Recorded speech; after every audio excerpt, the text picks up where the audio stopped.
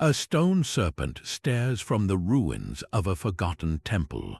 Its coiled form appears in the art of cultures separated by oceans and thousands of years. Why did so many ancient civilizations, from the deserts of Mesopotamia to the jungles of Mesoamerica, hold the snake in sacred awe? By the end of this journey, you will understand the profound, shared reasons behind one of humanity's oldest and most universal symbols.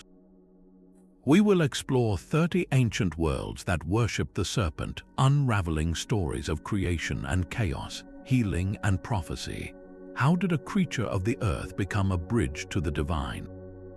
Our journey begins in the cradle of civilization itself, the fertile lands between the Tigris and Euphrates rivers. Here, in ancient Mesopotamia, the story of the serpent is not just a myth, it is woven into the very foundation of human literature. We find our first profound example in the world's oldest surviving epic poem, the Epic of Gilgamesh. The hero Gilgamesh, after a long and arduous quest, finally obtains a magical plant from the bottom of the sea, a plant that grants eternal youth.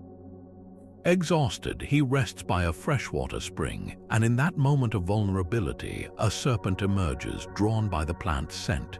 It steals the plant, consumes it, and immediately sheds its skin, symbolizing its own renewal.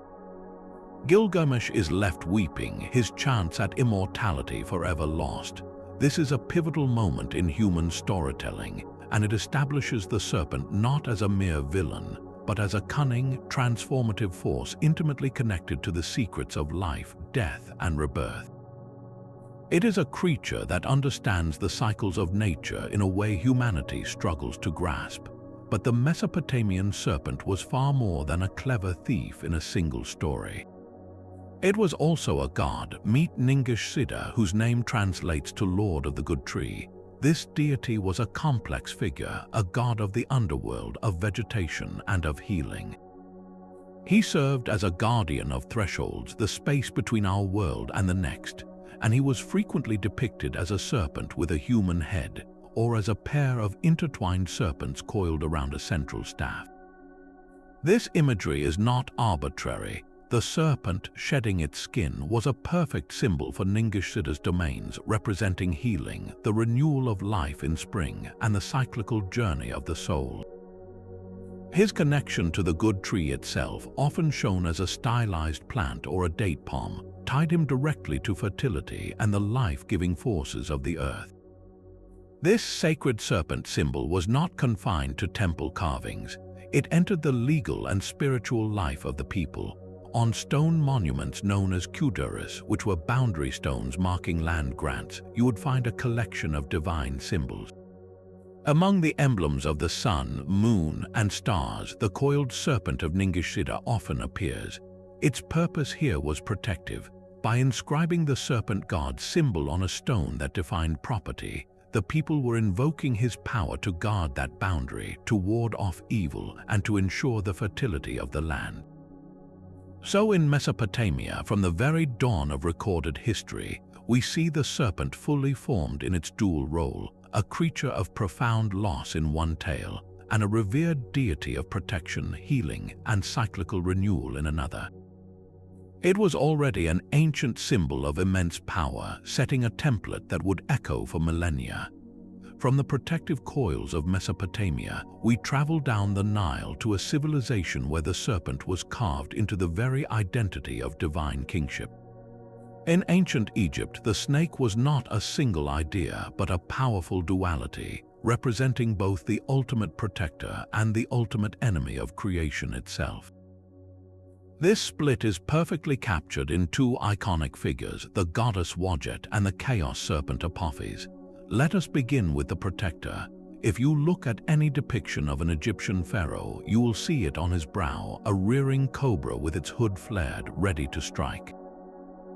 This is the uraeus, and it is far more than a piece of royal jewelry. It is the living embodiment of the goddess Wadjet, the patron deity of Lower Egypt, the Nile Delta region. She was not just a local goddess, she was the protector of the entire kingdom, and most importantly of the king himself. the uraeus was a symbol of sovereign power and divine authority. It was believed to spit fire at the pharaoh's enemies, a magical protective force that incinerated any threat to the cosmic order, known as Mat, that the king upheld. To wear the uraeus was to carry the vigilant eye and deadly fury of Wadjet, making the pharaoh both a political ruler and a living bulwark against chaos. But for every force of order, there is an opposing force of disorder. In the Egyptian cosmos, that force had a name, Apophis, also known as Apep. Imagine a serpent so vast it could coil around the entire world, a creature of pure nothingness and dissolution. Apophis was not a god to be worshipped, but a demon to be defeated daily. His sole purpose was to destroy Mat and return the universe to the primordial waters of chaos that existed before creation. Every single night, the sun god Ra would journey through the underworld in his solar bark, and every single night Apophis would lie in wait, attempting to swallow the bark and devour the sun, plunging the world into eternal darkness. This was not a one-time myth. It was a continuous, nightly battle that required the combined efforts of Ra and other gods like the warrior god Set to repel the serpent. Priests performed rituals to symbolically destroy effigies of Apophis, reinforcing the sun's victory. Here we see the serpent's complete symbolic range, from the loyal Wadjet, a guardian coiled on the crown, to the monstrous Apophis, a serpent of infinite chaos threatening to unmake reality. One defends the established order, the other seeks to annihilate it. This Egyptian duality, the serpent as both the closest protector and the most distant enemy, would resonate in profound ways as we look to another great river valley civilization. The serpent's journey along the great rivers of antiquity does not end with the Nile. To the east, in the vast floodplains of the Indus River, another magnificent civilization flourished, one that remains a profound enigma. The Indus Valley civilization, with its meticulously planned cities like Harappa and Mohenjo-Daro, thrived for centuries, yet left behind no grand temples or obvious royal tombs filled with clear answers. Instead, our primary window into their spiritual world comes from thousands of small, carved stone seals, and on many of these seals we find the serpent.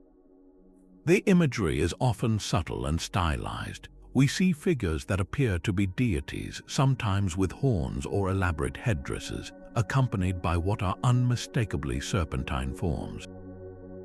These are not the dramatic confrontations of Egypt, but quieter, more integrated symbols. The serpent here seems to be a companion, an attribute, a part of a symbolic language we can only partially understand because their script, found on these same seals, has never been deciphered. This makes every interpretation a careful dance between evidence and speculation.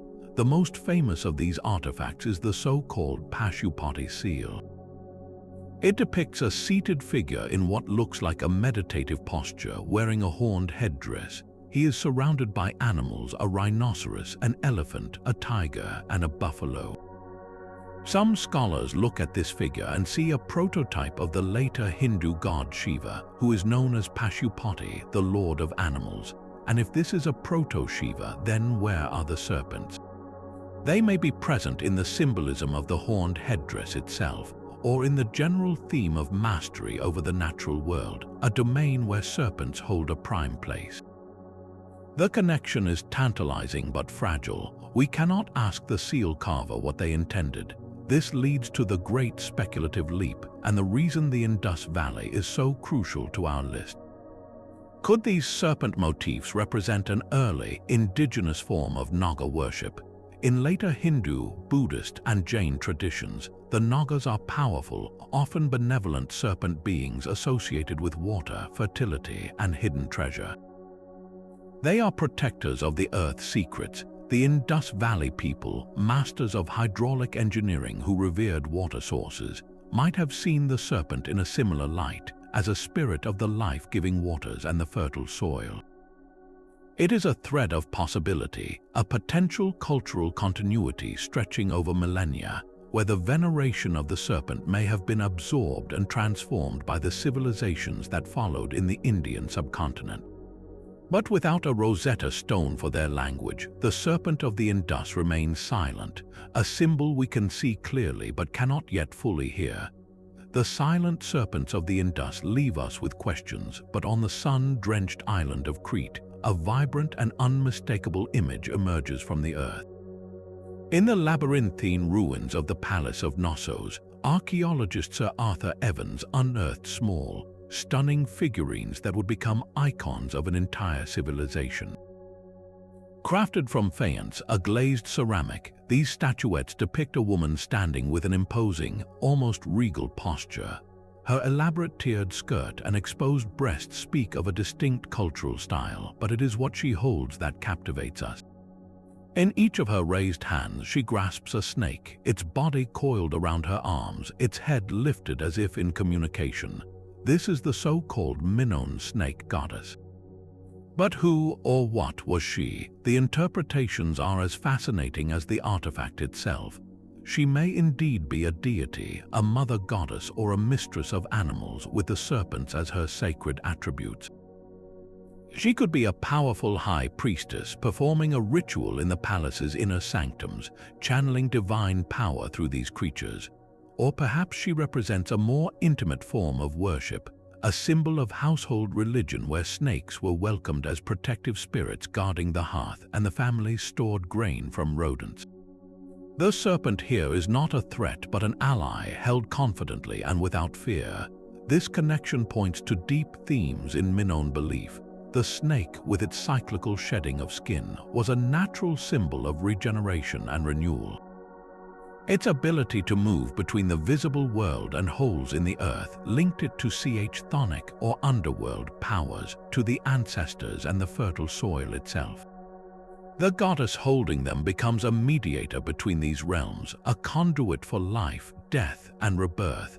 Most strikingly, this imagery underscores the evident power and reverence afforded to women in Minoan society. These are not passive figures, but active holders of sacred authority, their power literally embodied in the serpents they command. The snake goddess of Knossos presents a vision where the divine feminine and the wisdom of the serpent are intertwined, a powerful contrast to the warrior kings and chaos serpents we have seen elsewhere. The coiled serpents of Crete evoke a world of divine feminine power, but across the Aegean Sea, the story takes a decisive and violent turn. In the rugged mountains of central Greece, a place the ancients believed was the very center of the world, a different serpent guarded the deepest secrets of the earth. This was Python, a massive primordial dragon serpent born from the mud left after a great flood. Python made its home at the site of Delphi, coiling around a sacred spring and a fissure in the rock that breathed forth strange, intoxicating vapors. Here, for untold ages before the Olympian gods arrived, an oracle of the earth goddess Gaia spoke through a priestess, delivering prophecies inspired by the chthonic powers Python represented. This was the old order, the raw, untamed wisdom of the land itself. Then came Apollo, the radiant god of light, music, and reason. Seeking to establish his own place of prophecy, Apollo descended from Mount Olympus with his silver bow. In a fierce battle, the young god slew the great serpent, casting its body into the fissure. With this act, Apollo did not destroy the oracle, he seized it. He claimed the site as his own, building his magnificent temple over the very cleft where Python had dwelt, but the conquest was not complete. Apollo could not simply erase the ancient power of the place. To legitimize his new oracle, he had to absorb it. The priestess who now served him was given the title Pythia, a name forever linking her to the slain serpent. She would sit on a tripod over the fissure, breathing in those same subterranean vapors, entering a trance to channel Apollo's divine will. The serpent's spirit, it seems, was not banished but harnessed. This foundational myth reveals a profound tension in Greek thought. Python symbolized the chaotic, primal wisdom of the earth, a force that was ancient, powerful, and terrifying. Apollo represented a new, celestial order of clarity and civilization. His victory was necessary for the Olympian pantheon to reign, yet the oracle's enduring power relied on that very chthonic energy he had subdued. The Pythia became a living bridge between these two worlds, her prophecies a fusion of Olympian authority and primordial earth knowledge. The serpent, though slain, remained the symbolic source of her inspired madness, a reminder that even the brightest light must sometimes draw its truth from the darkness below. Apollo's conquest at Delphi established a new order, but the serpent's power was far too potent to be confined to a single role. Within the same Greek world, the creature transformed from a source of prophetic chaos into an agent of miraculous healing. This evolution is embodied in one of the most revered figures of antiquity, Asclepius, the god of medicine. Unlike the violent clash with Python, the story of Asclepius begins with a serpent in a moment of profound revelation. According to legend, the wise centaur Chiron was teaching the mortal Asclepius the art of healing when a snake entered their space. Asclepius, in fear, killed it. But then a second serpent appeared, carrying an herb in its mouth, which it used to resurrect the first. Witnessing this cycle of death and rebirth, Asclepius learned the secret of a powerful healing herb, a gift of knowledge passed directly from the serpent itself. This was no enemy to be slain, but a teacher. From this foundational myth, the serpent became inseparable from Asclepius's identity. His sacred symbol was not a fearsome dragon, but a single, non-venomous serpent coiled around a simple wooden staff, the rod of Asclepius. It is crucial to distinguish this from the caduceus, the staff with two snakes and wings carried by the messenger god Hermes. The single serpent on a rough-hewn staff represented healing and renewal alone, a symbol so potent it endures today as the emblem of medicine worldwide. But this was not merely an image on a sign. The serpent was a living part of the healing ritual. Across Greece, sanctuaries known as Asclepia were built, often in serene, healthy locations with sacred springs. These were not hospitals as we think of them, but holistic healing centers combining physical treatments with spiritual therapy. And within their walls, specially bred, harmless snakes were allowed to roam freely. Patients seeking a cure would undergo a process called incubation. After ritual purification and offerings, they would sleep in a special hall called the abaton. As they slept, the sacred snakes would slither among them. It was believed these serpents were physical embodiments of Asclepius himself or his agents. Their touch was thought to be healing, and their presence would induce prophetic dreams in which the god would appear to the patient, offering a diagnosis or prescribing a treatment. The logic was beautifully circular. The serpent, by shedding its skin, was the ultimate symbol of regeneration, of the body's ability to renew itself. By allowing this creature of renewal to move among the sick, the ritual sought to transfer that very power of physical rebirth to the patient. The venom that could kill was absent, replaced by a gentle, crawling promise of recuperation. Here, the Greek mind fully reconciled the serpent's nature. It had moved from the chaotic oracle beneath Delphi to become a benevolent, domesticated source of wisdom and restoration, proving that the same symbol could hold the power of both terrifying prophecy and gentle, miraculous cure. Yet the gentle healing serpents of Greece offer a stark contrast to the titanic, world-ending serpent of the frozen north. In the stark and unforgiving mythology of the Norse, the serpent is not a teacher or a protected oracle, but an engine of apocalypse. This is Jörmungandr, the Midgard serpent, a creature of such immense scale that it encircles the entire realm of human habitation, Midgard, and holds its own tail in its mouth. Born of the trickster god Loki and the giantess Angerboda, Jörmungandr was one of 3 monstrous children prophesied to bring about the downfall of the gods. Odin, in a futile attempt to forestall fate, cast the serpent into the great ocean that surrounds the world. But there, in the cold depths, Jörmungandr did not perish. It grew and grew until its body formed a perfect, living ring around all of creation, our Ouroboros of mythic proportions. This serpent does not guard a spring or a temple, it guards the very boundary between the known world and the primordial chaos beyond. Its eternal rival is Thor, the thunder god, the defender of gods and humans. Their relationship is one of pure, elemental antagonism. The most famous tale of their conflict is not a final battle but a near miss. While on a fishing trip with the giant Hymir, Thor uses an ox head as bait and hooks something unimaginably heavy. With all his divine strength, he hauls the line, and the waters boil as the monstrous head of Jormungandr breaks the surface, its eyes glaring, venom dripping. In that moment, Thor raises his hammer, Mjolnir, to strike the killing blow.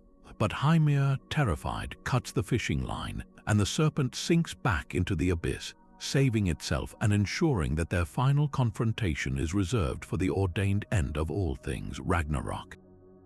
Jormungandr is not worshipped, it is feared and respected as an inevitable force.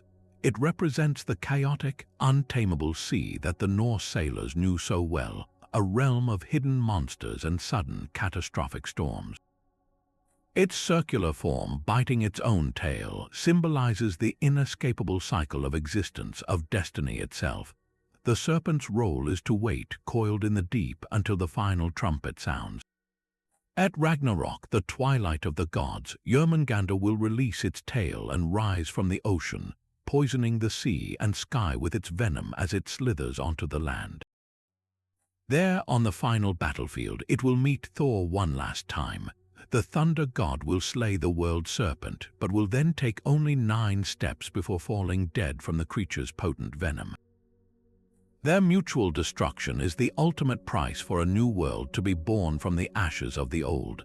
In this myth, the serpent is not a symbol to be interpreted, but a destiny to be fulfilled, a chilling reminder that even the gods are bound by cycles they cannot break.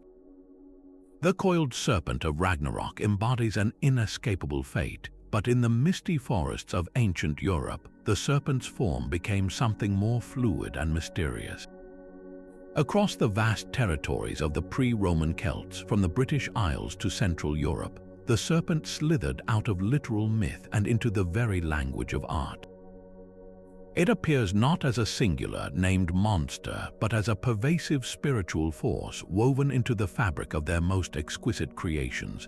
This is the world of the Latin style, named for an archaeological site in Switzerland. Celtic metalworkers were masters of abstract, flowing design, and their preferred canvas was often bronze or gold. Upon sword scabbards, torques, shields, and ceremonial vessels, they would engrave and emboss patterns of breathtaking complexity. And within these swirling, hypnotic designs, the serpent is ever present. Look closely, and you will see its sinuous body forming the curves of a spiral, its head emerging from a knotwork pattern only to dissolve back into the geometric flow.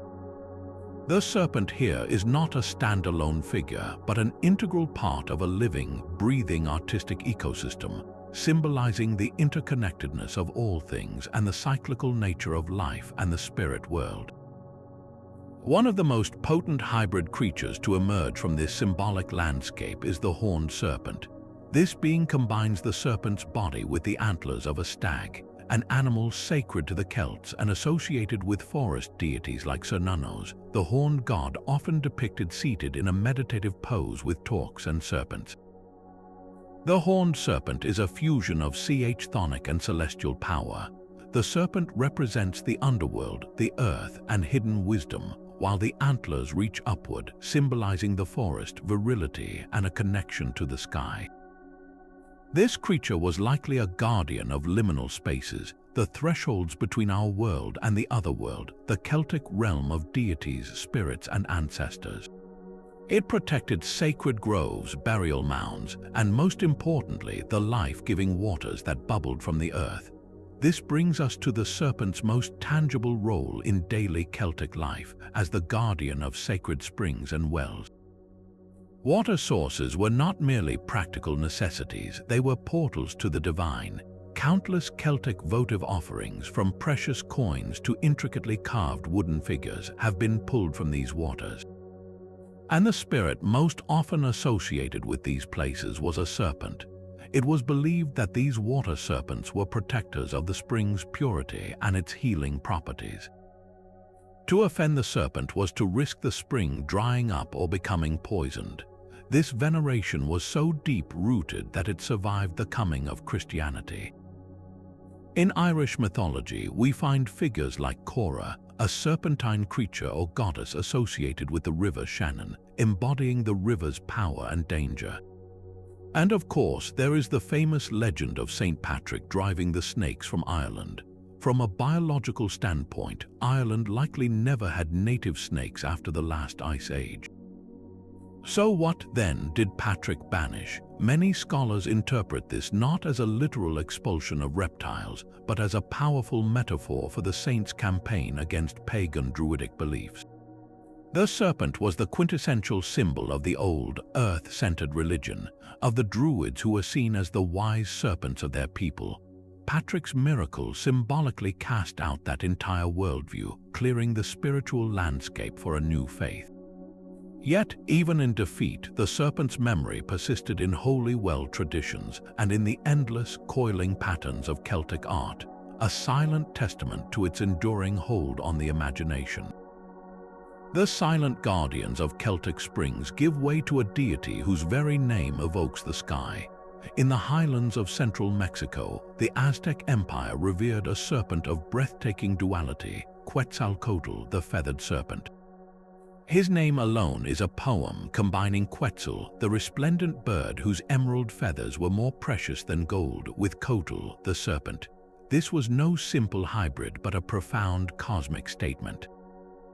The serpent, a creature of the earth, of the soil and the underworld, was fused with the Quetzal, a being of the lofty skies and the celestial realm. Quetzalcoatl embodied the sacred union of heaven and earth, the essential connection between the physical world and the spirit world that held the Aztec cosmos together. He was the breath of life itself, the god of wind, whose gentle breezes brought the rains that nourished the crops. He was the patron of wisdom, learning, and the arts, credited with inventing the calendar and bestowing the gift of maize upon humanity. As the morning star, Venus, he heralded the dawn, a cyclical beacon of light and renewal. Yet, even this benevolent figure existed within a framework of cosmic struggle. His eternal rival was his brother, Tezcatlipoca, the smoking mirror. Where Quetzalcoatl represented light, order, and creation, Tezcatlipoca was the god of the night sky, sorcery, conflict, and unpredictable change. Their dynamic was one of balance and opposition, a necessary tension that kept the world in motion. Mythology tells of a time when Quetzalcoatl ruled a golden age on Earth, but through Tezcatlipoca's trickery, he was shamed and driven into exile. Vowing to return one day from across the eastern sea, Quetzalcoatl departed on a raft of serpents. This legend of the promised return was not just a story, it was a prophecy woven into the fabric of Aztec belief. And it set the stage for one of history's most consequential collisions. In the year 1519, strange ships appeared on the eastern horizon. Their sails were like clouds, and the men aboard them had pale skin, warm metal, and road beasts unlike any seen in the Americas. For the Aztec Emperor Moctezuma II, these reports were not merely of foreign invaders, they were an unfolding omen. Could this be Quetzalcoatl returning as foretold from the very direction he had departed? This profound cultural interpretation, this momentary hesitation born from a deep-seated serpent myth, critically shaped Moctezuma's initial response. He sent ambassadors with magnificent gifts, treating Cortés not as a mere conqueror, but as a possible divine entity. This hesitation, fueled by the legend of the feathered serpent's return, provided the Spanish with a crucial strategic advantage, allowing them to forge alliances with the Aztecs' enemies and march inland toward the heart of the empire. Thus, the most famous serpent deity of the Americas became an unwitting architect of a civilization's downfall, a testament to the immense power myth holds over the course of human history. While Quetzalcoatl's legend shaped an empire's fate to the south, in the dense rainforests of the Maya world, The feathered serpent was not a promise from across the sea, but a calendar carved in stone and a doorway in the mind. Here he was known as Kukulkan, and his presence was engineered into the landscape with breathtaking precision. At the great city of Chichen Itza, the pyramid known as El Castillo, or the Temple of Kukulkan, stands as a monumental testament to this fusion of astronomy, architecture, and devotion. This is not merely a temple, it is a colossal timepiece. Each of its 4 sides has 91 steps, which, combined with the shared platform at the top, totals 365, one for each day of the solar year. But the true magic happens only twice a year during the spring and autumn equinoxes. As the sun sets on those precise days, the stepped corner of the pyramid casts a series of triangular shadows against the western balustrade. These shadows align perfectly to form the undulating, diamond-patterned body of a massive serpent, appearing to slither down from the temple summit to meet a stone serpent head carved at the base of the staircase. For a brief, spectacular moment, the building itself becomes a manifestation of the deity, a cosmic event where light and shadow literally bring the serpent god to life before the eyes of the gathered people. It was a public, communal affirmation of the celestial order that Kukulkan governed. Yet the serpent's role in Maya spirituality was also intensely personal and visionary. Beyond the public spectacle of El Castillo, we find the profound and intimate concept of the vision serpent. In Maya art, particularly on carved stone stelae and painted pottery, we see rulers and shamans engaged in a sacred act of bloodletting. Using stingray spines or obsidian blades, they would pierce their own tongues, ears, or genitals, collecting the blood on strips of paper which were then burned in ceremonial bowls. The smoke from this burning blood offering was not seen as mere smoke. It was the very medium through which the vision serpent would materialize. From the swirling, fragrant clouds, a great serpent would emerge, its body often forming an archway. And from the serpent's gaping mouth, a god or an ancestor would appear, speaking directly to the ritual practitioner. This was not symbolic metaphor, it was direct experiential reality. The vision serpent was the conduit, the living tunnel between the earthly realm and the spirit world. The act of blood sacrifice, the most precious offering one could give, was the fuel that opened this portal. Through pain, smoke, and trance, the king or shaman could commune with divine forces, seeking guidance for the kingdom, validation for their rule, or prophecies for the future. The serpent, therefore, operated on 2 fundamental levels for the Maya. As Kukulkan, it was the grand, celestial engineer of time and seasons, a cosmic force made visible through architectural genius. As the vision serpent, it was the intimate, psychotropic gateway to the other side, a personal key to hidden knowledge, accessed through the most profound personal sacrifice. One serpent was etched across the sky by shadows, the other conjured from the smoke of a king's own blood, together defining the sacred dialogue between heaven and earth. High in the thin air of the Andes, where terraces carved mountainsides into stairways of green, the serpent took a form that shaped the very flow of life. For the Inca Empire, master engineers of a vertical world, the most vital force was not the sun alone, but the water that descended from glacial peaks to nourish their crops. And the guardian of that sacred flow was the Amaru, a mythical serpent or dragon-like being of immense power. The Amaru was not a deity to be worshipped in a distant temple, it was a force perceived in the landscape itself. Its long, winding body was seen in the courses of rivers and the intricate channels of irrigation canals that the Inca built with such precision. Where water flowed, the Amaru lived. This connection made it a primary symbol of fertility and agricultural abundance, the very foundation of the empire's wealth and stability. To understand the Amaru's true home, we must look beneath the surface into the heart of Inca cosmology. The Inca divided existence into 3 realms. Honan Pacha was the upper world of the sun, moon, and stars. K Pacha was our world, the realm of human life. And below it all lay Uku Pacha, the inner earth, the underworld. This was not a place of punishment, but a source of generative power, the origin of springs, the home of seeds before they sprouted, and the dwelling place of ancestors. The serpent, particularly the Amaru, was the master of this subterranean realm. It was the creature that could move freely between Uku Pacha and K Pacha, bringing the life-giving forces of the deep earth up to the world of the living. This belief is etched into Inca material culture. On finely woven textiles and carefully crafted pottery, serpent motifs coil and undulate. These are not decorative afterthoughts but profound statements. A serpent woven into the border of a ceremonial cloth might symbolize the boundary between realms, a protective conduit for spiritual energy. A serpent painted on a storage jar for maize or chicha beer directly invoked the Amaru's power to ensure those provisions remained plentiful, connecting the food within to the fertile underworld from which all plant life emerged. The Amaru, therefore, embodied a complete ecological and spiritual cycle. It represented the water that flowed from the mountains, the hidden fertility of the soil, and the ancestral wisdom residing below. In a civilization that thrived by harnessing the harsh Andes, the serpent was the spiritual blueprint for their greatest engineering feats, a reminder that survival depended on honoring the deep, coiling forces that moved beneath their feet. The Amaru's coiling path through the earth finds a stunning parallel in the most revered creature of East Asian mythology.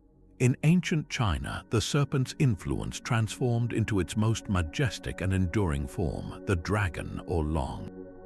While not a literal snake, the Chinese dragon is an elongated, serpentine being, a composite creature with the scales of a fish, the antlers of a stag, the claws of an eagle, and the whiskered face of wisdom.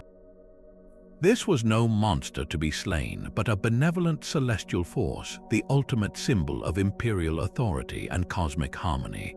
The emperor himself was the son of heaven, and the dragon was his sacred emblem, woven into robes, carved onto thrones, and painted on palace walls. To wear the dragon was to embody its virtues, power, wisdom, and most importantly, its divine mandate to rule. But the dragon's domain extended far beyond the throne room. It was the master of water, the bringer of rain, and the governor of rivers, lakes, and seas. In a civilization built on agriculture, the dragon's benevolence determined the fate of harvests and the stability of the realm. Its sinuous body was seen in the winding courses of great rivers like the Yellow and the Yangtze, and its ascent into the clouds was believed to create the life-giving rains. The dragon represented the perfect balance of cosmic forces, the harmonious interplay between heaven and earth that sustained all life. Yet, alongside this imperial symbol existed an even more ancient, primordial figure with a direct serpentine connection. This is the goddess Nuwa, often depicted with the upper body of a woman and the lower body of a coiled serpent or dragon. Her myths are foundational. In one, she is the creator of humanity, fashioning the first people from yellow earth, breathing life into them to populate the world. In another, she is the savior of the cosmos. When the pillars of heaven were shattered and the sky tore open, causing fires, floods, and chaos, Nuwa took action. She melted stones of 5 colors to patch the sky, and she cut off the legs of a giant turtle to use as new pillars, restoring order to the universe. Her serpentine form here is profoundly symbolic. It does not represent chaos, but the opposite, the creative, ordering power of the earth itself.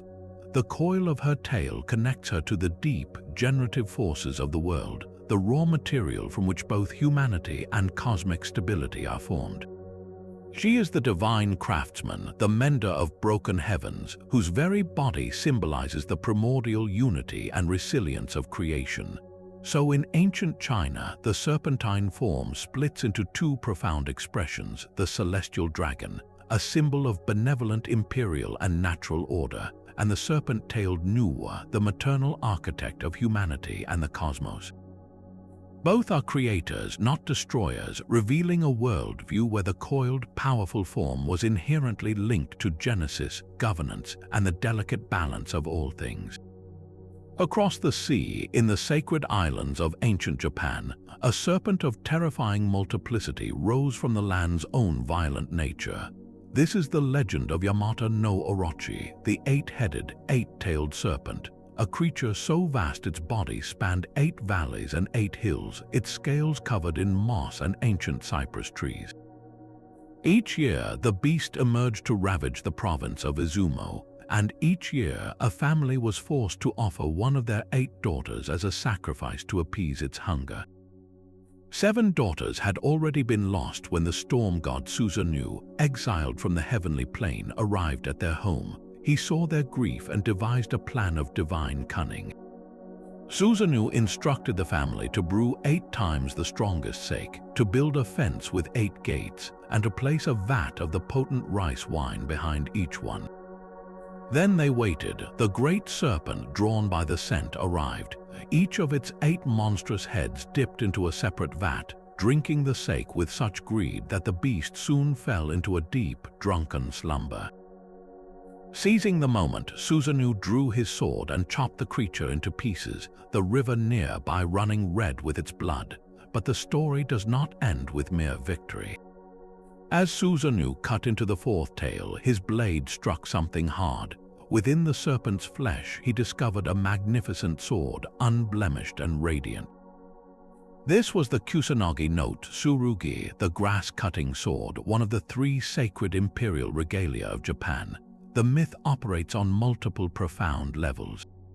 Yamato no Orochi is not a random monster. Its 8 heads and tails, its association with specific valleys and rivers, paint it as a personification of Japan's most destructive natural force, the flooding, winding river that overflows its banks, swallowing land and lives. The serpent is the chaos of untamed nature itself. Susanoo's triumph represents the necessary human and divine struggle to subdue that chaos, to channel wild waters into fertile plains. But the most significant twist is the treasure found within the beast. The sacred sword Kusanagi, emerging from the serpent's tail, signifies that by mastering these chaotic forces, society does not just gain safety, it gains divine legitimacy and power. The serpent is not merely an enemy to be destroyed, but a source of sacred authority. The sword, later enshrined in the imperial lineage, forever ties the right to rule to this foundational act of transforming a destructive serpent into a wellspring of order and sovereignty. The sacred sword within the serpent's tail reveals a profound truth that mastering chaos can forge a crown. Far to the southwest, in the steamy jungles of Cambodia, another civilization built an empire upon a promise made to a serpent princess. The Khmer Empire, with its magnificent capital at Angkor, created a stone metropolis so vast it was the largest pre-industrial city in the world. And holding this entire cosmic vision together, from its grandest temple to its founding legend, was the sinuous form of the Naga. This multi-headed serpent deity, a concept inherited from Indian religious traditions, was not merely decorative in Angkorian culture. It was the literal and symbolic architecture of the state. Walk along any grand causeway leading to a temple like Angkor Wat or the Bayon, and you are flanked by a powerful guardian. On each side, a long stone balustrade is held aloft by a line of towering figures, the Devas and Asuras, gods and demons. They are not simply holding a rail, they are engaged in an eternal tug of war, and the rope they pull is the colossal body of a 7-headed Naga. This iconic scene depicts the Hindu myth of the churning of the ocean of milk, a cosmic effort to produce the elixir of immortality.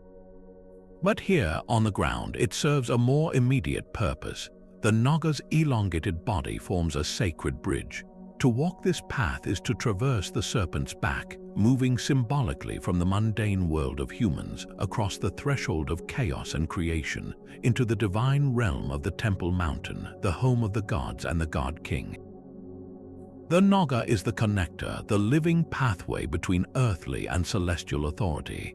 This connection was not just spiritual, it was dynastic. The very origin of the Khmer people was traced to a sacred union. Legend tells of an Indian Brahmin named Kondinya who sailed to the coast of Cambodia. There he met a Naga princess, Soma, the daughter of the Serpent King of the Waters. Through a combination of destiny and magic, he won her hand. Their marriage unified the celestial wisdom of India with the chthonic, fertile power of the local Naga spirits, the original lords of the land and water.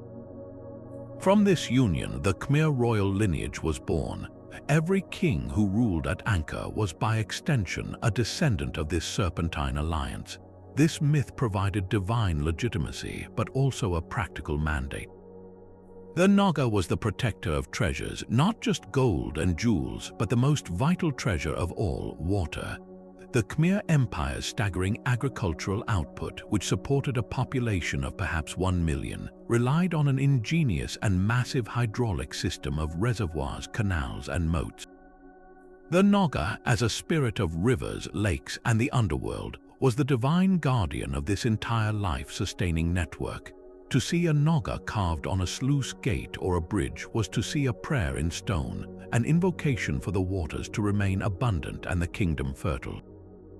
In the king's court, the Naga's image was everywhere, from the arms of his throne to the crowns of his dancers.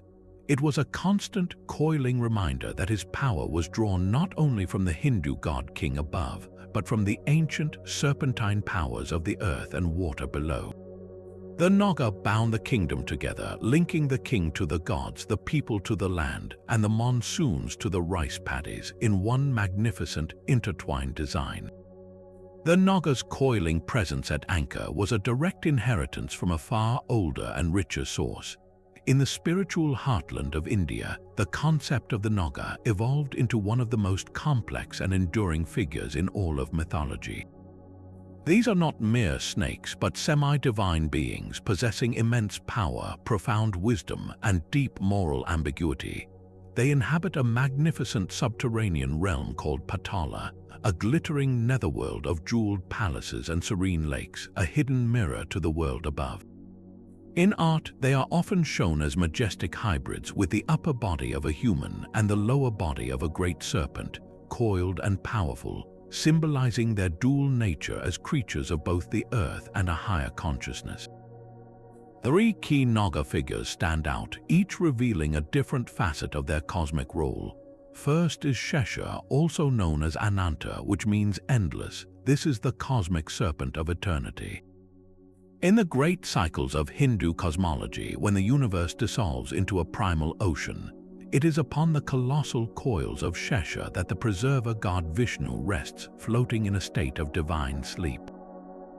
Shesha is both a bed and a canopy, his 1,000 hoods forming a protective shield over the dreaming god. He represents the foundation of existence itself, the stable, endless support upon which all creation and dissolution unfolds. Then there is Vasuki, the king of the Nagas. His moment of glory comes in the epic churning of the ocean, the Samudra Manthan. When the gods and demons needed a colossal rope to churn the cosmic ocean for the nectar of immortality, they used Mount Mandara as the churn. The rope they needed was Vasuki himself. The great Naga king allowed himself to be wound around the mountain, with the gods pulling from his head and the demons from his tail. In this titanic effort, Vasuki endured immense strain, even emitting a deadly poison that threatened all creation, which Shiva later swallowed to save the world. Vasuki embodies the idea that the serpent's power, even when harnessed for a divine purpose, contains a dangerous and volatile edge. In the Buddhist tradition, we encounter a Naga of profound compassion, Muchalinda. After attaining enlightenment, the Buddha sat in deep meditation as a great storm arose. Seeing the sage in serene concentration, the Naga king Muchalinda emerged from his watery home, coiled his great body 7 times around the Buddha to lift him above the rising floodwaters, and spread his massive hood like an umbrella to shelter him from the raging rain. This story beautifully transforms the serpent from a potential threat into a protector of the highest spiritual truth, a guardian of enlightenment itself. Beyond these famous names, Nagas are universally seen as the sovereigns of water. They control the rains, the rivers, and the underground springs, making them direct arbiters of fertility and agricultural life. A displeased Naga could bring drought, while an honored one could ensure timely monsoon rains. They are also the guardians of esoteric knowledge and hidden treasure, both literal and metaphorical.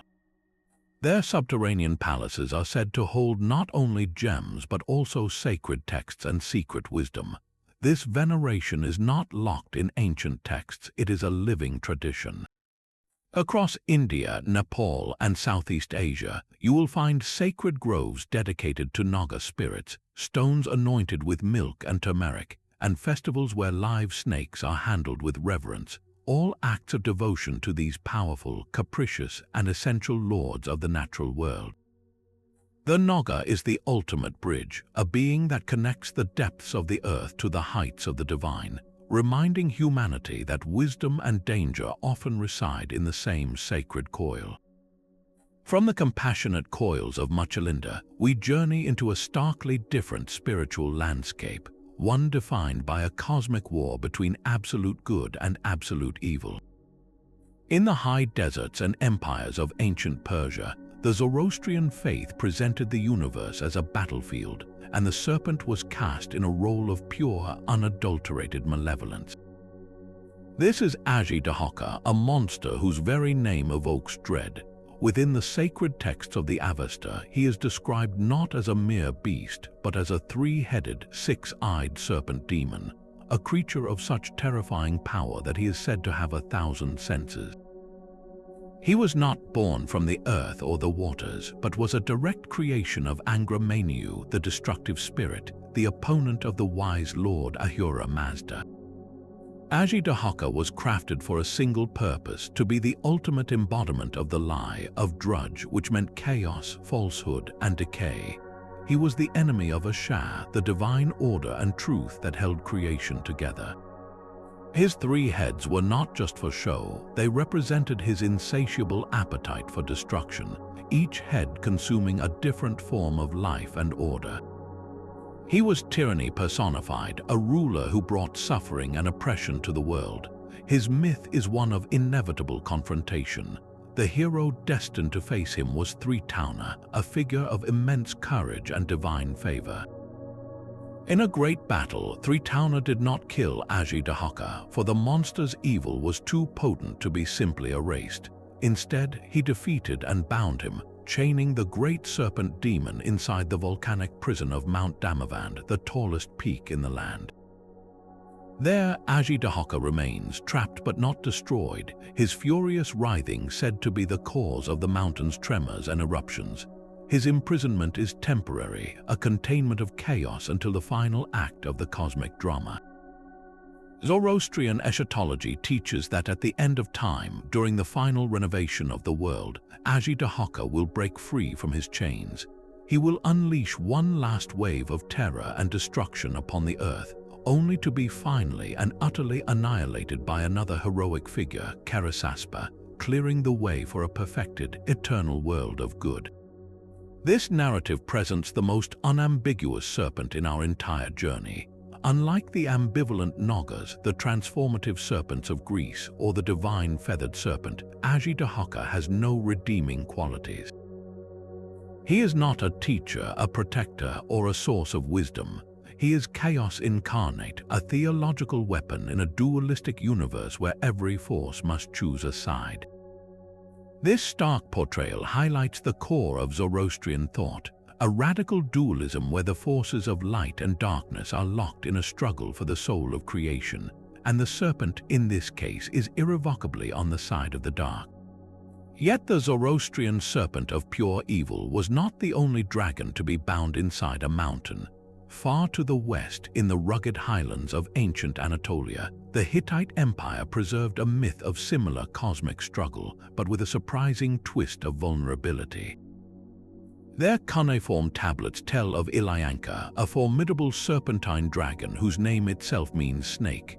This was no abstract demon, but a tangible threat to the very cycle of life, for its adversary was none other than Tahana, the mighty storm god, the source of the life-giving rains that fed the Hittite world. The myth exists in two fascinating versions, each revealing a different facet of the divine struggle. In the first, the conflict is direct and disastrous. Tahana, in his celestial might, confronts Ilyanka on the battlefield, but the serpent proves too powerful, defeating the storm god and stealing his very heart and eyes, the symbols of his power and perception. A broken Tahana is forced to retreat, his authority shattered. His salvation comes not from another god, but from a mortal woman. Tahana marries a human woman and they have a son. When this son grows up, he marries the daughter of the victorious Ilyanka. As a wedding gift, Tahana instructs his son to ask for his stolen heart and eyes back from the serpent. The son does so, and Ilyanka, perhaps in a moment of familial trust, returns them. With his power restored, Tahana marches to battle once more. This time, with his full strength returned, he vanquishes Ilyanka decisively. But the victory comes at a horrific cost, for his own son, who had sided with his wife's family, is caught in the conflict and killed by Tahana's own hand. The second version is one of cunning and deception. After an initial defeat, Tahana seeks the help of the goddess Inara. She prepares a great feast with copious amounts of food and drink. They lure Ilyanka and its children from their lair with this lavish spread. The Serpentine family gorges itself until they are utterly incapacitated, swollen and unable to squeeze back into their hole. In that moment of helplessness, a mortal man, Hupasia, whom Inara had enlisted with a promise of companionship, binds the bloated dragons with ropes. Tahana then steps forward and slays them all. Both stories are more than thrilling tales, they are ritual blueprints. Scholars believe these myths were ceremonially reenacted during the Purali festival, a crucial New Year celebration tied to the spring equinox. The defeat of Ilyanka was not a one-time event in the distant past, but a drama that had to be performed annually to ensure the renewal of the world. The serpent represented the forces of drought, sterility, and stagnant water, the chaos that would engulf the land if the rains failed. Tahana's struggle, his temporary defeat, and his ultimate victory mirrored the anxieties of an agricultural society watching the sky, waiting for the storm clouds to gather and break a dry spell. His need for mortal assistance, whether through marriage or a human ally's trickery, is profound. It suggests that the cosmic order could not be maintained by the gods alone. The fate of the world depended on a sacred partnership between the divine and the human. The Hittites, through ritual, actively participated in tipping the balance, helping their storm god bind the dragon of drought so that the seasons would turn, the rains would fall, and the earth would bear fruit once more. The serpent bound by the Hittites was a dragon of drought, but along the sun-baked coast of the Levant, the creature slithered into the very fabric of trade and daily worship. In the bustling ports and rugged mining camps of the Canaanites and their seafaring descendants, the Phoenicians, the serpent was not a monster to be defeated, but a tangible presence to be honored. Archaeological digs across this region have unearthed a silent but eloquent testimony to this reverence: small bronze serpent figurines, often coiled or poised to strike. One of the most evocative discoveries comes not from a grand temple, but from a place of intense labor, the ancient copper mines at Timnah in what is now southern Israel. Here, within a small, rustic shrine dated to the 12th or 11th century BCE, archaeologists found a gilded bronze serpent, its head raised as if in an eternal watch. The shrine is believed to have been used by Midianite or local Canaanite workers, people who spent their lives delving into the dangerous, fiery earth. For them, the serpent was a natural guardian spirit.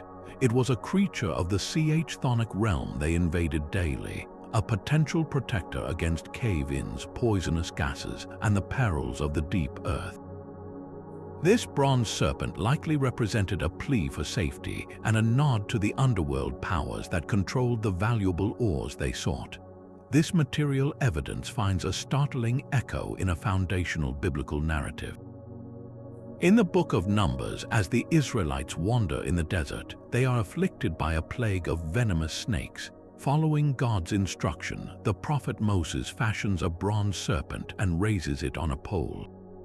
Anyone who was bitten could look upon this Nahashtan, as it was called, and be healed. This story is profound, for it initially presents the bronze serpent not as an idol, but as a divinely sanctioned instrument of healing, a conduit for mercy that directly parallels the later symbolism of Asclepius in Greece. Yet, centuries later, this very object reveals the tension between old traditions and new orthodoxy. By the time of King Hezekiah in the late 8th century BC, the Nahashtan was still being kept in the temple in Jerusalem. But it was no longer seen as a mere relic. It had become an object of direct worship, with people burning incense to it. Hezekiah, in his fierce religious reforms to centralize worship and purge idolatry, broke the bronze serpent into pieces. This act is a historical flashpoint. It tells us that a widespread West Semitic tradition of serpent veneration, linked to healing, protection, and chthonic power, had persisted so strongly that even a sacred object from the story of Moses had been absorbed into its practice. The Nahashtan's journey from a tool of healing to an idol to be destroyed maps the struggle of emerging monotheism against the deep-rooted, serpentine spirituality of the land itself. A spirituality that saw in the coiled form a direct line to the forces of life, death, and remedy. The bronze serpent of the Nahashtan was a contested symbol of healing, but in a land where survival itself is a negotiation with an ancient, arid earth, the serpent is the undisputed architect of reality itself. For the Aboriginal peoples of Australia, whose cultural memory stretches back over 65,000 years, the landscape is not just a home, it is a sacred text written in stone, water, and sand. And the pen that wrote it was the rainbow serpent, known by countless names across hundreds of distinct nations as Ungud in the Kimberley, Wanumbai in the south, or Yulunga in Arnhem Land. This being is far more than a myth. It is the foundational force of the dreaming, the eternal time of creation when the world was sung into existence. In the beginning, the earth was flat and featureless. Then the rainbow serpent, a being of immense power and size, awoke from its slumber beneath the ground. As it pushed its way to the surface, its colossal body carved out the valleys, gorges, and mountains we see today. Where it traveled, it left a winding track that filled with water, becoming the rivers, creeks, and billabongs, the lifeblood of the continent. When it rested, its coiled form sank deep into the earth, creating permanent, sacred waterholes.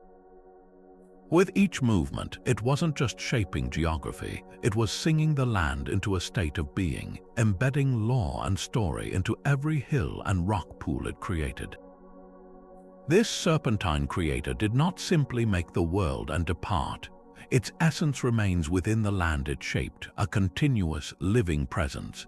The rainbow serpent is the ultimate source of fertility, both for the people and for all living things. It controls the rains, fills the waterholes, and is intrinsically linked to the cycles of reproduction and the abundance of plants and animals. To honor the rainbow serpent is to ensure the continuation of life itself. This relationship is maintained through ritual, song, dance, and art, through ceremonies that reenact its creative journeys and remind the people of the sacred laws it established, laws governing kinship, respect, and the stewardship of the land. Yet this power is profoundly ambivalent. The rainbow serpent is not a tame, benevolent god. It is a custodian of tremendous, sometimes terrifying potency. If the laws are broken, if sacred sites are trespassed upon or rituals neglected, the serpent can bring punishment. It might withhold the rains, causing devastating drought. It could stir in its waterhole, causing floods, or it might manifest as a monstrous, devouring force. This duality is not a contradiction, but a reflection of the Australian environment itself, a place of breathtaking beauty and brutal scarcity, where life is sustained by a delicate, ancient balance. The rainbow serpent embodies that balance completely. It is the giver of water and the withholder of it, the creator of fertile plains and the sculptor of impassable cliffs. Its veneration represents perhaps the most profound and enduring ecological spirituality on our list, a continuous dialogue between a people and a land, mediated by the eternal, coiling form of the serpent that dreamed it all into being. But the Mesopotamian serpent was not confined to the fate of a single hero or the protection of a boundary stone. To understand its most profound role, we must listen to a story that begins before time itself, a story written on 7 clay tablets. This is the Enuma Elish, the Babylonian creation epic, and its central figure is the ultimate serpentine force, Tiamat. She is not a dragon in a cave, but something far more elemental. Tiamat is the primordial saltwater sea, the swirling, undifferentiated chaos that existed before heaven and earth had names.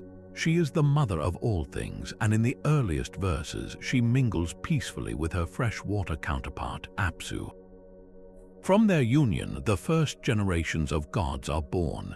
But this divine family is loud and disruptive, disturbing the silent, stagnant peace of the primordial waters.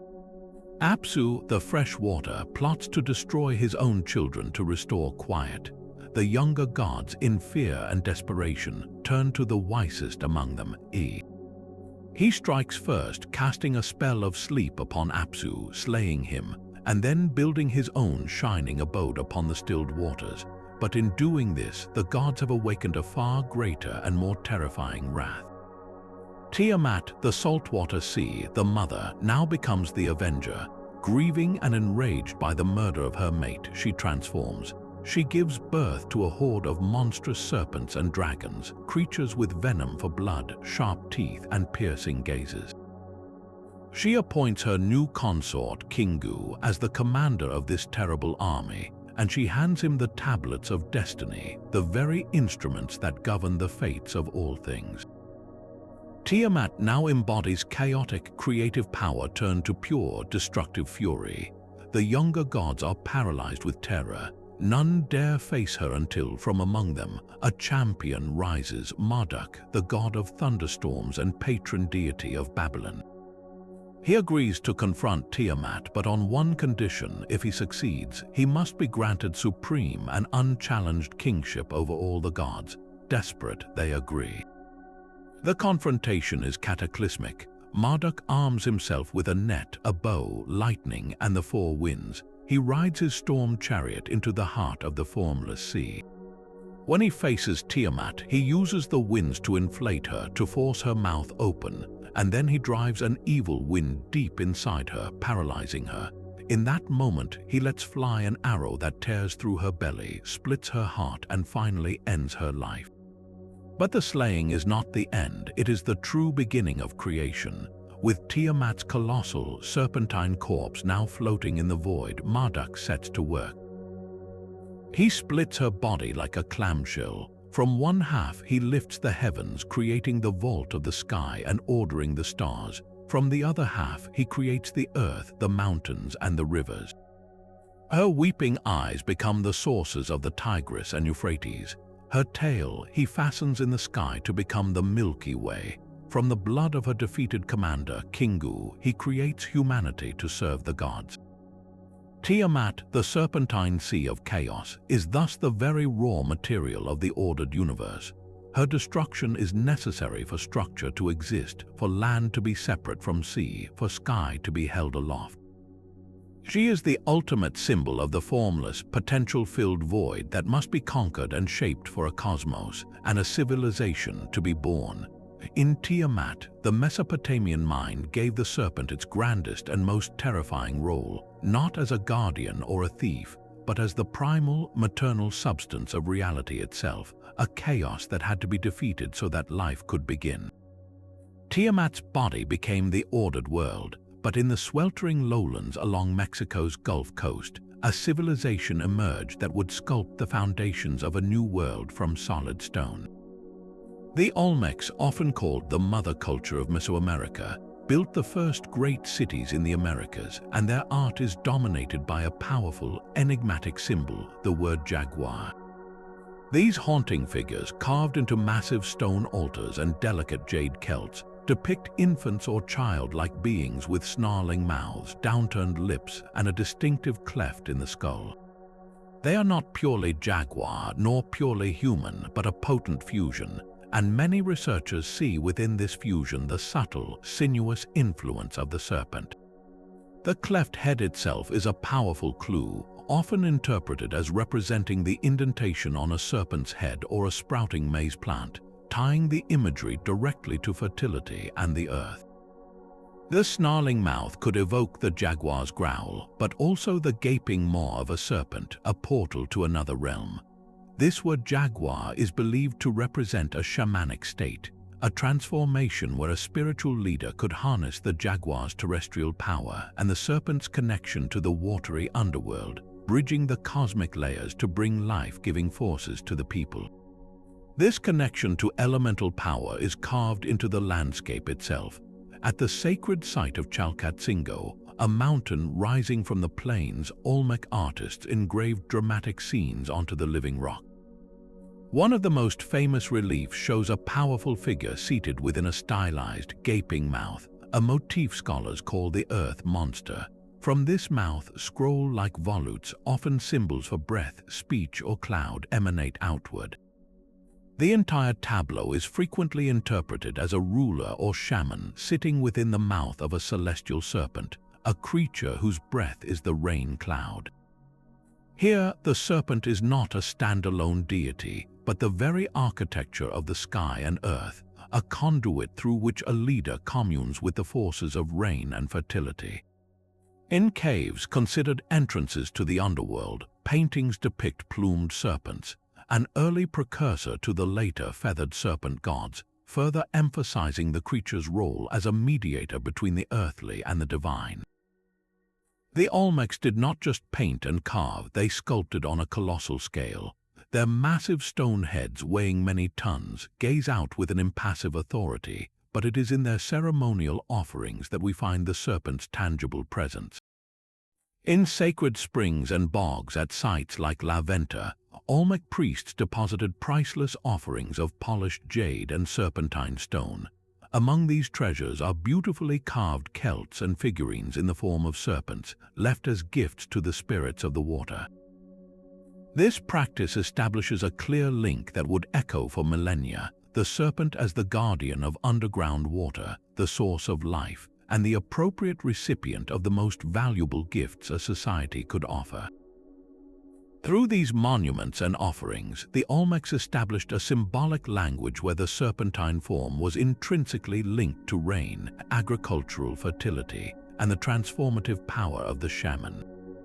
They provided the core vocabulary, the fundamental grammar of Mesoamerican spirituality, which later cultures like the Maya and the Aztecs would elaborate into their own grand myths of Kukulkan and Quetzalcoatl. The Olmec world whispers that before the feathered serpent flew, it first coiled in the earth and swam in the deep, sacred springs. The serpent's coiling path through creation myths finds a powerful echo in the vibrant spiritual world of West Africa. Within the powerful Dahomey kingdom, which flourished in what is now Benin, the Vodun tradition revered a being of immense wisdom and gentle power, Dan. This is not a god of storms or vengeance, but a serpent loa or spirit of profound benevolence. Dan is often visualized as a great serpent, frequently a python, a creature seen not with fear but with deep respect for its ancient, quiet strength. His domain is the essential connection between all things. As a serpent, he moves along the earth, but his true power bridges realms. He is associated with the movement of water, the lifeblood of the land, seen in the flow of rivers and even in the majestic arc of a rainbow crossing the sky. In this way, Dan embodies the unity of sky and earth, a celestial serpent whose body forms the rainbow, a bridge of color and promise after the rain. He is a spirit of creation, fertility, and peace, a wise, paternal force that predates many other spirits in the Vodun pantheon. His presence signifies balance, continuity, and the interconnected flow of natural and spiritual energies. This deeply rooted veneration, however, would be subjected to one of history's most brutal trials. During the transatlantic slave trade, countless people from the Dahomey region and across West Africa were forcibly taken to the Americas. They carried their beliefs in their hearts and memories, a spiritual inheritance they refused to relinquish. On the plantations of Saint Domingue, which would become Haiti, Dan underwent a transformation, adapting to a new land and unimaginable hardship. He emerged in Haitian Vodou as Damballa, often paired with his wife, Ida Widow, the rainbow. Together, they represent the same primordial forces: creation, fertility, and the sacred union of sky and earth. Damballa is the great white serpent, a symbol of wisdom, purity, and the ancient knowledge of Africa. His rituals involve the use of white foods like eggs and milk, and his movements are mimicked by devotees who slither along the ground during ceremonies, connecting with his essence. The survival and evolution of Dan into Damballa is a breathtaking testament to the resilience of the human spirit and the serpent archetype itself. It shows how a symbol of life and connection could not be drowned in the Middle Passage, but instead coiled itself around a new reality, providing a link to a stolen homeland and a source of spiritual strength for a people forging a new world from chains and courage. The serpent's role as a guardian of water and fertility found a fearsome expression in the arid valleys of Peru's north coast. Here, the Moche civilization flourished from around 100 to 800 CE, building vast adobe pyramids and creating some of the most vivid and complex pottery in the ancient Americas. Their art provides a startling window into a world of powerful deities, and one figure stands above all others: Apophis, often called the decapitator god. He is a being of terrifying duality, a creator and a sacrificer, and his form is a potent hybrid. In murals and on finely painted vessels, Apophis appears with the snarling fangs and whiskers of a feline, often a jaguar or a puma, but his body is frequently adorned with serpentine scales, and he sometimes sports a serpent-like tail. His most iconic attribute, however, is the weapon he holds, a crescent-shaped ceremonial knife known as a tumi. This is not a weapon for battle, but for ritual.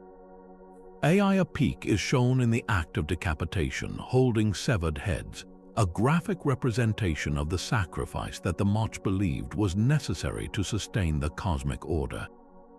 But why would a decapitator be linked to fertility? The answer lies in what the Moche needed most: water. In their desert environment, life depended entirely on the rivers flowing from the Andes and the misty marine resources of the Pacific Ocean. Apophis was not a god of random violence. He was the divine enforcer of a necessary exchange. Sacrifice, particularly the offering of human life and blood, was seen as the ultimate payment to the powers that controlled these vital resources. His decapitations were a form of agricultural ritual, a bloody transaction to ensure that the rivers would flow, the fields would be irrigated, and the ocean would provide. This connection is dramatically illustrated in scenes where Apophis himself engages in a primordial struggle. On certain ceramics, he is depicted battling monstrous, serpent-like sea creatures.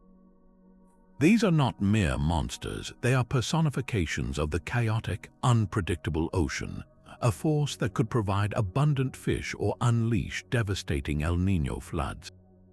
Apophis' combat with these serpentine beings symbolizes the eternal Moche struggle to harness and control the life-giving, yet dangerous, forces of water. By defeating the sea serpent, the decapitator god secures the bounty of the ocean for his people.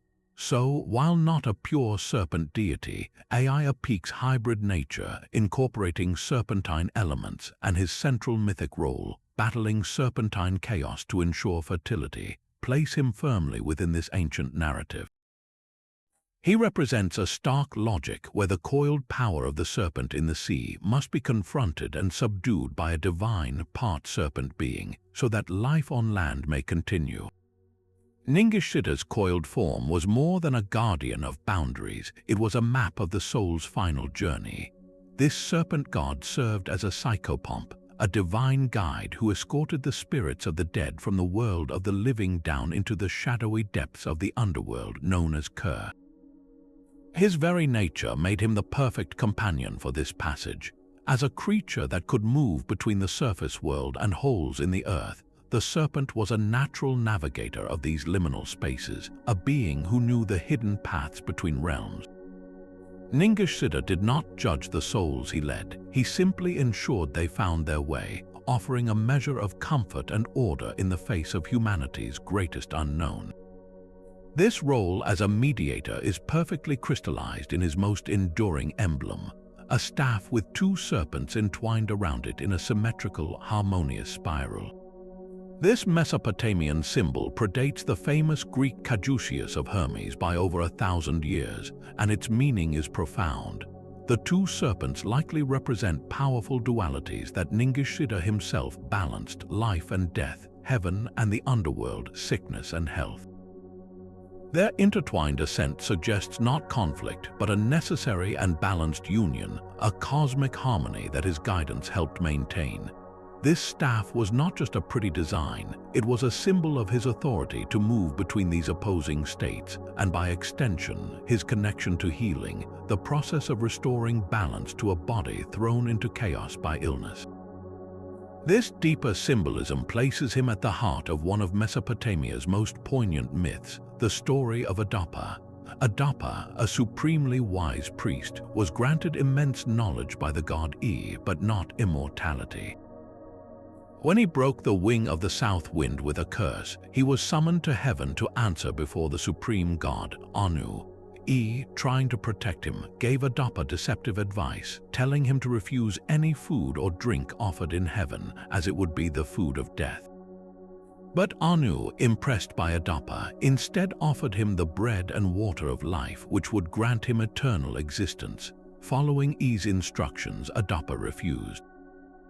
The opportunity for immortality was lost forever, and who stood guard at the gates of heaven when this tragic refusal took place? The myth tells us it was two gods, Dumuzi and Ningishzida. Their presence as guardians is deeply significant. Dumuzi was a god of vegetation, fertility, and the seasonal cycle of death and rebirth. Ningishzida, the serpentine psychopomp, was the guide to the underworld. Together, they represented the two halves of a complete cycle: growth and decay, ascent and descent. They were the living embodiment of the threshold Adapa faced, the choice between a cyclical mortal existence within nature's order and a static, eternal life outside of it. By guarding the gate alongside Dumuzi, Ningishzida reinforces his ultimate role. The serpent is not a barrier but a mediator. He stands at the point of decision between life and death, heaven and the underworld, ensuring the cosmic order flows as it should, even when it means a heartbreaking loss for humanity. In this deeper light, Ningishzida's coiled serpents are not merely protective, they are the very pattern of existence itself, the intertwined strands of destiny that guide every soul from one realm to the next. The serpent's power in Norse belief was not reserved for the gods alone. While Jörmungandr coiled in the deep, waiting for the end of days, the Vikings carved its likeness into the very vessels that carried them across the known world. Their iconic longships were more than transportation, they were extensions of their warrior's spirit, and the most feared among them were the Drekar, the dragon ships. The prow of such a vessel was a masterpiece of both artistry and psychological warfare, carved into the gaping, snarling head of a serpent or dragon, its eyes often painted to see into both worlds. As these ships emerged from the morning mist, silent save for the creak of oars, that serpent head was the first thing a coastal village would see, a herald of terror from the sea. But its purpose was dual. Just as it was meant to intimidate mortal enemies, it was also believed to ward off the malevolent spirits and monsters that haunted the treacherous northern seas. The serpent prow served as a protective talisman, its fierce visage staring down the chaotic forces of the ocean, guarding the crew within its wooden belly. This practical magic is echoed powerfully in the sagas, the great Norse literary epics. Ships were not just tools, they were named characters, and serpentine names were chosen for their power and prestige. The most famous example is the Ormrunlangi, or the Long Serpent, the magnificent ship of the Norwegian king Olaf Tryggvason. The sagas describe it as the largest and most beautiful warship ever built in Norway, with a gilded dragon's head at its prow and a tail at its stern, its hull lined with 34 pairs of oars. To sail on the long Serpent was to sail within the body of a mythic beast, its name invoking the coiled strength and lethal strike of a great snake. Other ships bore names like Sea Serpent or simply Dragon, each name a deliberate invocation of the creature's feared and respected qualities, speed, power, and a connection to the primal forces of the world. This practice beautifully blurs the line between the mythical beast and human engineering. The Vikings did not merely tell stories about serpents, they harnessed the serpent's image, embedding it into their most advanced technology. The Drekar became a tangible, floating manifestation of the serpent's spirit, a symbol of maritime prowess so potent that it shaped the identity of the warriors who sailed it. To face a Viking fleet was not just to face men, it was to face a tide of wooden serpents, a nightmare from their own mythology made terrifyingly real. The wooden serpents of the Vikings sailed the surface of the world, but in the rolling hills of central Italy, another people carved their serpent beliefs deep into the rock for the journey below. The Etruscans, a sophisticated and enigmatic culture that flourished long before Rome rose to power, left behind a breathtaking legacy in their necropolises, cities of the dead. Walking into an Etruscan tomb is like stepping into a vibrant banquet hall that happens to be underground. The walls are alive with frescoes of dancing figures, musicians, and joyful feasts. And winding through these scenes of earthly delight, you will often find the serpent. Its presence in a funerary context is neither accidental nor purely decorative. It is a profound statement about what the Etruscans believed awaited the soul. In some paintings, the serpent appears as a clear antagonist, a chthonic demon. We see scenes of a terrifying figure, sometimes named Charon, a blue-skinned, hook-nosed guardian of the underworld distinct from the Greek Charon, who wields a massive hammer. Coiled around his arm or lurking at his feet is a serpent poised to strike. Here, the creature is an agent of the underworld's harsh justice, a symbol of the finality and potential peril of death. It is a guardian of the threshold, ensuring the dead do not return and the living do not trespass. Yet, in other tombs, the serpent's role is far more ambiguous, even benevolent. It appears alongside the deceased, sometimes depicted as a familiar companion. On the lids of ornate terracotta sarcophagi, where a husband and wife recline together as if at a perpetual symposium, a serpent might be carved at their feet or coiled beside them, its gaze meeting theirs. This is not a demon but a guide. In this interpretation, the serpent represents the soul itself, or a protective spirit assigned to escort it.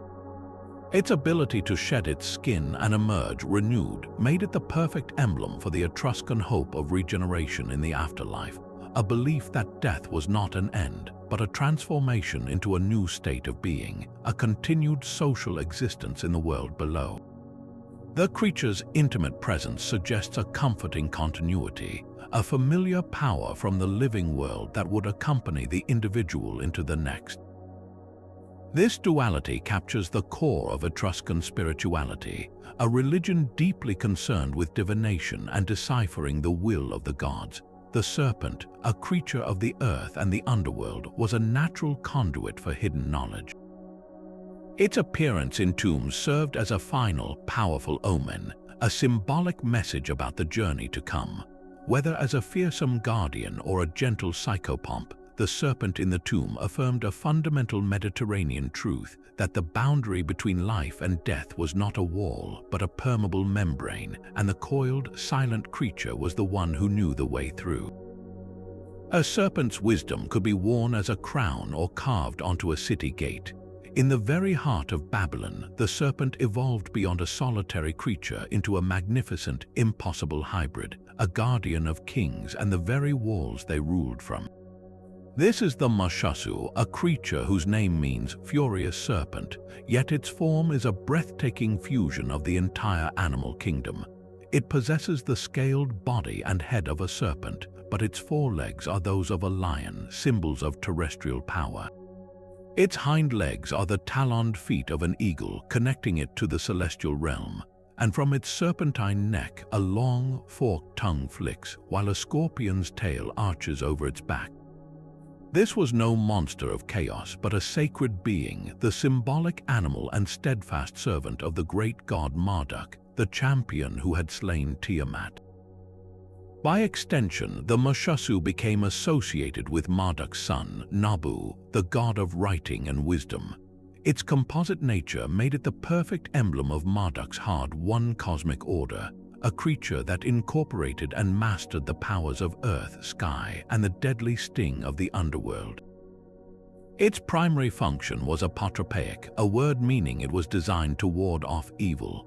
The Mushassu was a spiritual shield, its fierce and complex visage meant to terrify and turn away malicious spirits before they could cross a sacred threshold. The most stunning display of this power was public art on a monumental scale. The magnificent Ishtar Gate, the grand ceremonial entrance to the inner city of Babylon, was not just blue, it was covered in glazed bricks of a luminous lapis lazuli hue. And marching in solemn procession along its walls are rows of these Mushassu creatures, alternating with bulls and lions. To walk through that gate was to pass under the gaze of dozens of divine serpent dragons, a clear statement that the entire city stood under the protection of Marduk and his hybrid guardian. This evolution points to an even older layer of serpent-adjacent wisdom. Long before the Mushassu guarded gates, Babylonian tradition spoke of the Apkallu, the seven sages. Sent by the god E to bring the arts of civilization to humanity, these beings were described in the earliest texts as part fish, part human, emerging from the sweet waters of the Apsu. They were teachers of architecture, agriculture, and law. Yet, in later art and folklore, the imagery sometimes shifts. The Apkallu are occasionally depicted or described with serpentine features, or are shown holding a bucket and a pine cone, objects used in rituals, flanked by hybrid creatures that mix human and serpent or fish forms. This visual blending suggests a fascinating cultural drift, where the ancient, watery wisdom of the fish sages began to intertwine with the potent symbolism of the serpent, another creature of primal, chthonic knowledge. The Mushassu, then, represents a zenith of this symbolic evolution. It is the serpent fully integrated into the state religion, no longer a primordial sea to be defeated, but a loyal, complex protector.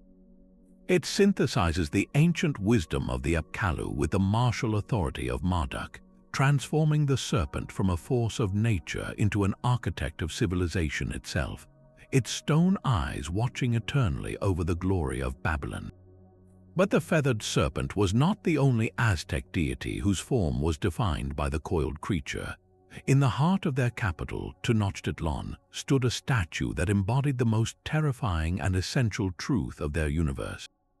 This is Quetzalcoatl, whose name means she of the serpent skirt, the colossal stone sculpture rediscovered beneath what is now Mexico City, is a masterpiece of sacred horror. At first glance, it is a mass of writhing, petrified motion. Where a head should be, two great serpent heads face each other, meeting in a profile that suggests a single, monstrous visage. Around her neck hangs a gruesome necklace of severed human hearts and hands, symbols of sacrifice. Her massive skirt is not made of cloth, but of meticulously carved, intertwined rattlesnakes, their scales forming a dense, living tapestry. Her feet are clawed talons rooted to the earth. This is not a being designed for comfort or gentle worship. She is the mother of the gods, the earth itself given a form that the human mind can barely comprehend.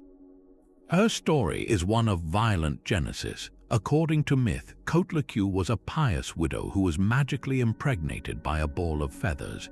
This divine conception enraged her existing children, the goddess Quetzalcoatl and her 400 brothers, the Sentson-Huitznahua, who saw it as a disgrace. They resolved to kill their mother. As the hostile siblings descended upon her, Quetzalcoatl, fearful and sorrowful, was defended by the new life within her. At the critical moment, her son Huitzilopochtli, the fierce god of sun and war, sprang from her womb fully armed and radiant. He decapitated his sister Quetzalcoatl and cast her body down a mountainside, then chased away his 400 brothers. This myth was ritually reenacted at the Templo Maya, with captives playing the roles of the defeated siblings, their bodies tumbling down the pyramid steps just as Quetzalcoatl had fallen. But to see Quetzalcoatl only as a victim in this story is to miss her profound, terrifying nature. She is not a passive figure. She is the embodiment of the earth, the source from which all life, even the gods, violently emerges. Her serpent skirt is the key. The snake, for the Aztecs, was a creature of the soil, of fertility, but also of transformation and danger. By making her skirt from serpents, the sculptors declared that the earth is not a gentle, nurturing mother in a human sense. It is a dynamic, consuming, and regenerative force. Quetzalcoatl gives life, but she also takes it back. She devours the dead, recycling them into new life, just as a field consumes a body to grow maize. Her necklace of hearts and hands is not mere brutality. It is the literal and symbolic fuel that sustains the cosmic cycle. The sun needs the energy of human hearts to rise each day. The earth needs the nourishment of blood and bodies to remain fertile. Quetzalcoatl, in her terrifying majesty, represents this complete, amoral cycle. She is creation and destruction inseparably woven together, a constant reminder that life feeds on death and that the ground beneath one's feet is both womb and tomb. To stand before her statue was to confront the most fundamental reality of existence, a truth skirted not in silk, but in the eternal, coiling motion of the serpent. Quetzalcoatl's serpent skirt was a truth woven from earth and sacrifice, but another serpent offered a different kind of liberation, one found not in the soil but in the secret chambers of the mind. As orthodox religions solidified their doctrines, a powerful undercurrent of thought emerged, one that dared to reinterpret the most foundational stories. In these esoteric traditions, the serpent shed its role as a mere symbol of fertility or chaos to become a philosopher, a teacher of hidden truths. Its most universal emblem is the Ouroboros, the serpent devouring its own tail. This simple, profound image appears in ancient Egyptian funerary texts, representing the cyclical journey of the sun, and later in Greek alchemical manuscripts, symbolizing the unity of all matter and the eternal process of transformation. The Ouroboros is a closed loop, a perfect circle of self-creation and self-destruction, illustrating that beginnings and endings are illusions, that everything is part of a single, endless whole. This symbol of cosmic unity stands in stark, deliberate contrast to the most infamous serpent in Western tradition, the one in the Garden of Eden. In the book of Genesis, this creature is the deceiver, the tempter who brings sin and death into the world by convincing Eve to eat from the tree of the knowledge of good and evil. For Orthodox Judaism and Christianity, this serpent is the embodiment of evil, the adversary of God's plan. But for a diverse collection of spiritual seekers known as the Gnostics, who flourished in the early centuries of the Common Era, this standard narrative was not just wrong, it was a dangerous lie perpetuated by the very being it called God. The Gnostics saw the material universe not as a glorious creation of a benevolent Father, but as a flawed, often cruel prison, crafted by a lesser, ignorant deity they called the Demiurge. This false god, they believed, was jealous, petty, and wanted to keep humanity trapped in a state of spiritual sleep, ignorant of our true divine origins. In this radical cosmology, the serpent in the garden, often referred to by the Gnostic term Nos, undergoes a complete rehabilitation. It is no longer the villain but the hero of the story. The Nos is the bringer of gnosis, a Greek word meaning direct, experiential knowledge of the divine. By encouraging Adam and Eve to eat the fruit, the serpent was not leading them to destruction but initiating their awakening.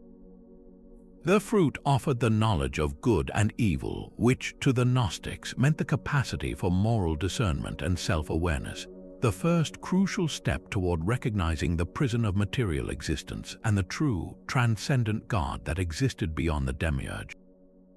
In texts like the Apocryphon of John, the serpent is described as an instructor sent from the higher realm of light to counteract the ignorance of the false creator. This interpretation is a breathtaking inversion of authority. What the established powers call sin and disobedience, the Gnostics hailed as the first act of spiritual courage. The serpent's hiss was not a whisper of corruption, but the first lesson in a curriculum of liberation, teaching humanity to question the rules of a world designed to keep them blind. This Gnostic serpent, therefore, represents the ultimate intellectual and spiritual rebellion. It champions the individual's quest for direct knowledge over blind faith in imposed dogma. It values the spark of divine consciousness within each person over submission to a tyrannical cosmic order. In the Ouroboros, the serpent taught the unity of the cosmos, and in the Gnostic myth, it taught the unity of the self with a forgotten, greater reality. Together, they present the serpent not as a beast of the field, but as the most subversive and enlightening philosopher of all, a guide out of the garden of ignorance and into the vast, terrifying, and liberating wilderness of truth. From the Gnostic serpent whispering liberation to the colossal Ouroboros devouring its own tail, we have journeyed through 30 distinct worlds. Each saw the serpent differently, yet all saw it. This is not a random collection of myths, but a global pattern, a shared human response to a creature that, for reasons both practical and profound, demanded a place in the sacred. So why the serpent? What is it about this limbless, often dangerous animal that made it a universal key to understanding existence? The answer lies in a powerful synthesis of its observable nature and the deep archetypes it triggered in the human mind. First and most obvious is the theme of rebirth and renewal. Every ancient culture that observed a snake witnessed its most astonishing act, the shedding of its skin. The old, dull layer is sloughed off, revealing a vibrant new creature beneath. This is not a metaphor, it is a biological fact that perfectly mirrors humanity's greatest hopes and fears, the cycle of death and resurrection, the renewal of seasons, the promise of life after death. From the Mesopotamian serpent stealing Gilgamesh's plant of immortality to the healing serpents in the temples of Asclepius, this visible act of self-regeneration made the serpent the ultimate symbol of life's ability to begin again. Closely tied to this is the serpent's potent duality, its capacity for both death and healing. Its venom can paralyze and kill, a terrifying reality for any human or animal. Yet from that very danger comes the potential for cure. The principle of homeopathy, of fighting like with like, is ancient. Observing that a small amount of venom could have medicinal properties, or that a creature which could kill could also be associated with curative herbs, forged a powerful link. The serpent became the guardian of this paradox, embodied in deities like Ningishzida and in the enduring medical symbol of the rod of Asclepius. It taught that the line between poison and medicine, between destruction and restoration, is perilously thin. The serpent's physical form and habitat suggested deeper truths. As a creature that lives in holes in the ground, in crevices, and in dark, hidden places, it was naturally associated with the chthonic realm, the underworld. It was a messenger from the land of the dead, a guide for souls like Ningishzida, or a guardian of ancestral wisdom. Its sinuous, winding movement mirrored the flow of rivers and streams, linking it inextricably to water, the source of all fertility in agricultural societies. The rainbow serpent carved the rivers of Australia, the Amaru represented Andean irrigation, and the Naga kings controlled the monsoon rains. The serpent's body was a map of the life-giving waters that shaped the world. This connection to hidden places also made it a symbol of ancient, esoteric wisdom. What does the serpent know that we do not? It moves silently, it sees in the dark, it possesses secrets of the earth and of potent plants. From the cunning serpent in Eden offering knowledge to the Nagas guarding sacred texts in their underwater palaces, The creature represented a wisdom that was dangerous, transformative, and not meant for everyone. It was the knowledge of cycles, of the deep earth, of the true nature of life and death. Psychologically, these recurring themes point to something fundamental in the human psyche. The pioneering psychiatrist Carl Jung would call the serpent a powerful archetype, a primordial image residing in what he termed the collective unconscious, a shared reservoir of human experience. The serpent archetype, according to this view, represents the instinctual, unconscious forces of life, the transformative energy of the psyche itself. Its appearance across unconnected cultures suggests it taps into a deep, pre-verbal layer of human understanding about transformation, danger, and the mysterious sources of life. But we must also ground this in a practical, universal human experience. Across the ancient world, from the deserts of Africa to the jungles of Southeast Asia, humans encountered snakes. They were a real and present danger, a creature that commanded fear and respect. To venerate such a creature was a form of spiritual negotiation, an attempt to understand and placate a powerful force of nature. Its unique, limbless form set it apart from all other animals, marking it as truly other and therefore potentially divine. This universal encounter with a potent, biologically unique animal provided the raw material that every culture then sculpted with its own myths, fears, and hopes. So the serpent persists not by accident, but because it is an almost perfect symbolic vessel. Its very biology offered a ready-made language for concepts humanity struggled to articulate: the mystery of life emerging from death, the healing power hidden within danger, the wisdom that lies beneath the surface.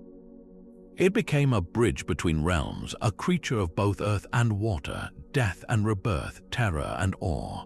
In the end, the 30 civilizations we explored were not just worshipping a snake. They were using its form to read the deepest truths of the world they inhabited, finding in its silent, coiling presence a key to the cosmos itself. From the deserts of Mesopotamia to the rainforests of the Maya, we have traced the serpent's coiling path through the human imagination. 30 distinct worlds separated by oceans and millennia, each looked upon the same creature and saw a reflection of the divine. This is not a coincidence of history, but a testament to the serpent's unique power as a symbol. It became a universal language, a way for humanity to speak about the unspeakable, to give form to the invisible forces that govern their existence. Whether as the world encircling Jörmungandr, the healing serpent of Asclepius, or the creative fury of the rainbow serpent, this creature consistently provided a key to understanding the deepest mysteries: life and death, chaos and order, the fertility of the soil and the vastness of the cosmos. These ancient beliefs were far more than superstition. They were profound attempts to make sense of a world filled with wonder and peril. By venerating the serpent, our ancestors were grappling with the fundamental, often terrifying, truths of nature itself, seeking to find their place within a grand and cyclical design. Their stories, carved in stone and woven into myth, remind us of a shared human impulse to find meaning in the patterns of the world. Now we turn this final reflection over to you. After this incredible journey across 30 civilizations, which serpent deity or myth captured your imagination the most? Was it the cosmic struggle of Tiamat, the protective wisdom of the Naga, or the architectural genius of Kukulkan at Chichen Itza? Share your thoughts in the comments below. Let us know which historical mystery you would like to explore next. If you enjoyed this deep dive into our ancient past, please like this video, subscribe to the channel, and join us as we continue to unravel the stories hidden in the shadows of history.